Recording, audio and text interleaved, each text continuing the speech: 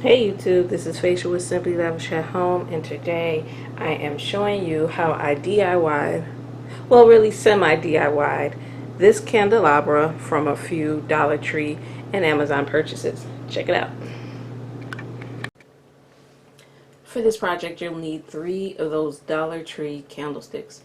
Initially I was going to go to the thrift store and buy some old candlesticks, but remember that I have a ton of these just in my garage that I don't use very much, so I'm going to use it for this project.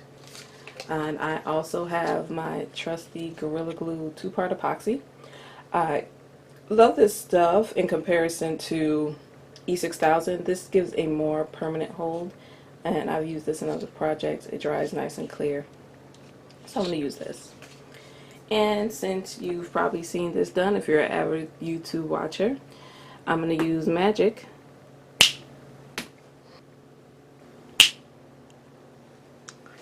Now, I painted it black. For Halloween, normally a matte finish might have been nice, but I had high gloss paint, just with some spray paint. So that's what I used. You know, wasn't going to go out and buy some new one. I got some fresh black paint in the garage, so here it is black. Now, I found on Amazon these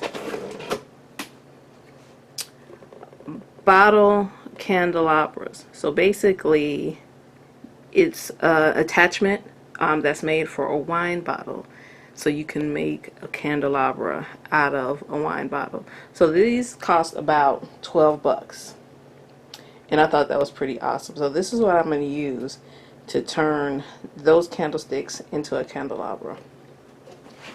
And this is what it looks like outside the packaging. So this side would stick into the bottle, and I think this might come off, I don't know, but I think it's good to leave this on here so it'll stick properly. Now this is a little bit too narrow for the top, because it fits in but it kind of wobbles. So I'm going to wrap the base in some electrical tape and then stick that in so it'll sit up nice. So there you can see I wrapped it a couple of times, just went a couple of times to see how that fits in. So you can see there's the tape, and I just used the box cutter to trim the end off.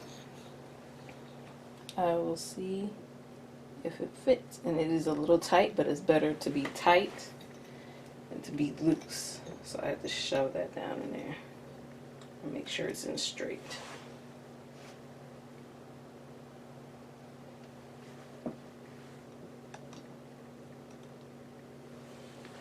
I don't know how I feel about the scale, because it almost looks like it might be too tall, but I think this will be okay once I get it all embellished and accented, and you'll see how I use it for my Halloween design. Here it is all finished, and I'm really actually appreciating the scale now that the tall candles are in there. I think it looks pretty good, and I'm excited to see how I use it for my client's Halloween party. Give this video a thumbs up and leave your comments below. If you're not already, hit that subscribe button and that little bell to let you know every time Simply Lavish at Home posts a video. Thanks so much for watching. Until next time, here's to living simply lavishly. Cheers.